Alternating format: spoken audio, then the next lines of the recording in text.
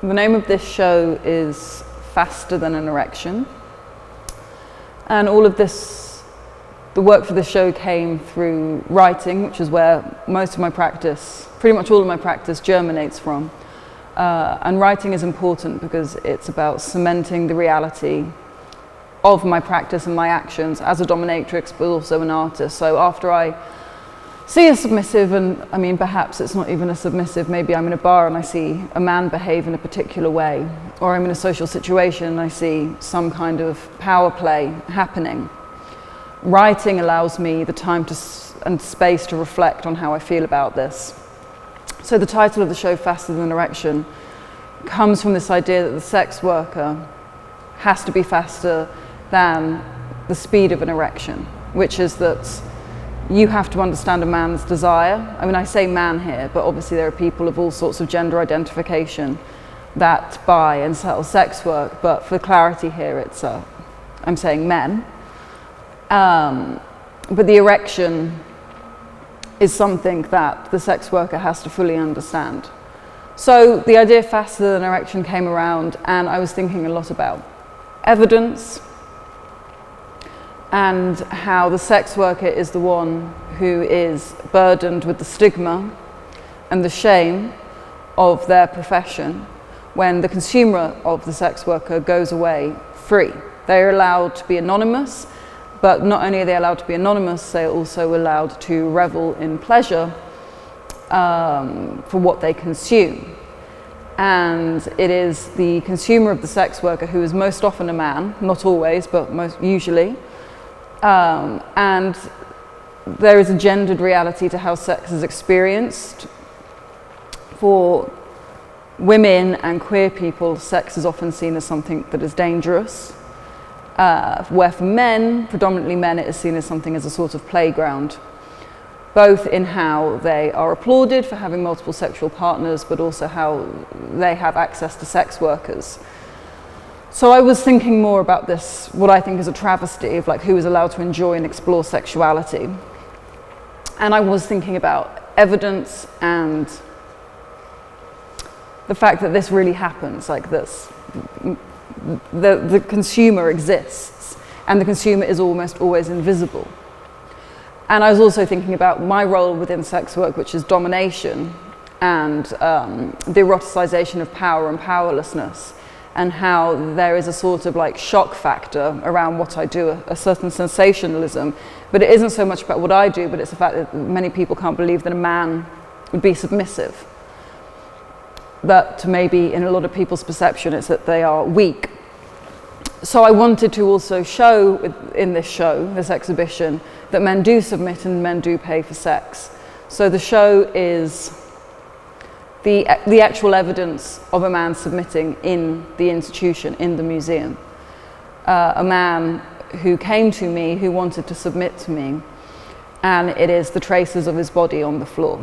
And it's very important that the traces are on the floor, not on the walls, because he has to be on the floor. And I want people to visit the show and feel like they're looking down at the man, because how often do we get to look down at men?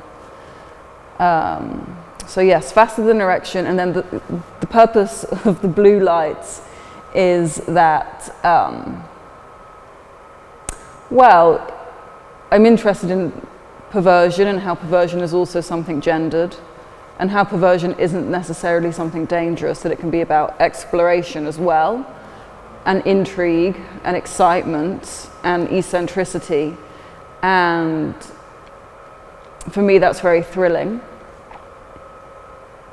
So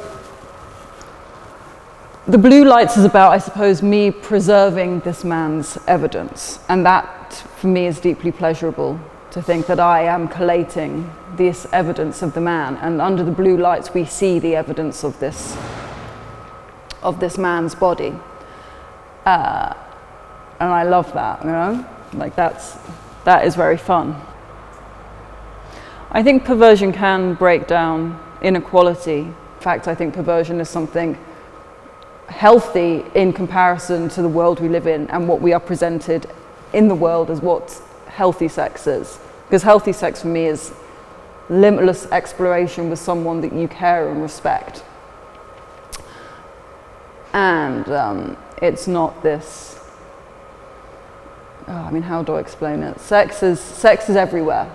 And once we understand that sex is truly everywhere, we will have a lot less abuse, sexual abuse in particular, and people will start having a lot better sex too. Yeah, so part of my practice is certainly about performance, because the submissive man makes the work for me, but I never want anyone to necessarily see the submissive man work, because if that was to happen, all the focus would be on the man and not on me. And that isn't about me trying to make some narcissistic statement. I mean, perhaps it is. What it's really about is that to see a man on his knees, right, is such a shocking image, because we're never supposed to see men on their knees, that this shock factor would be so extreme that the actual work that is being produced through my labor would completely disintegrate. So there's something too sensational about seeing the man submit. So yes, the men make the work, but if you were all to see the men make the work, it would, you don't need to feel sorry for the men, they're enjoying what they're doing. But also, you know, the men want to stay anonymous, and I've never outed a man, and I never will. And that's also, you know, the pact and the bind between myself and the submissive is that they remain anonymous. And often that's the only way I can ever get them to do some work, is that's the first thing they want, which I always give them. But if I was to show them, like I've already mentioned, it just means that the man gets the power and not me. So we can't have that. In this text that I've written for the museum, I talk a lot about how it's incredibly important for me that I am shame-free, that I exist without any sexual shame, and the liberation that comes from being without sexual shame. But I can't expect everyone else to have that. So I am open every day about my practice. There is, you know, there's no reason why I would pretty much never ever tell someone about what I do. I try and live without shame. I feel emancipated from sexual shame. And I'm very open about what I do as a dominatrix. And for me, that's one of the most crucial aspects of how I live my life, is that I feel that I can be open about this. And that's not to say that everyone can be open about their sex lives or the sex work they do. And it's not a statement that I think other people should either, because obviously everyone comes from different lives and backgrounds. But that's also not to say that it's been easy for me to live my life openly like this, but it's something that I wouldn't change for anything. The submissive man is my medium. The man is my medium, and this is for a couple of reasons. When I first started dominating, I realized that the power dynamic between myself and the man could never be fully satisfied to my liking. Is that if the man said that I was this all-powerful woman, I want that to be a reality. I don't want the session to end and for this man to go back to a higher social position than me. I want to really assume my power, whatever that power means. The fetish is something that is inherently dead, because the fetish cannot be alive. So I do not want the fetish around me, being a strong woman, to be something that is also dead. This has to be alive. So with the submissive man, you know, a lot of men, submissive men, have this fetish for being in service, being put to use. So I was thinking about what these submissives could do to me. Most often there is a humiliation surrounding service, because they see service as something female, cleaning, cooking, and so on, which makes me very angry, obviously. So I started getting submissives to do little drawings for me, mainly as an act of humiliation, because I really liked how badly they drew. And then this practice grew. But there's also other reasons, which is that the men never fully understands the complicated actions of sex work, which is not just, you know, when someone says a sex worker is just selling their body, I mean, I find this incredibly offensive, because what the sex worker is actually selling is her knowledge and risk, actually.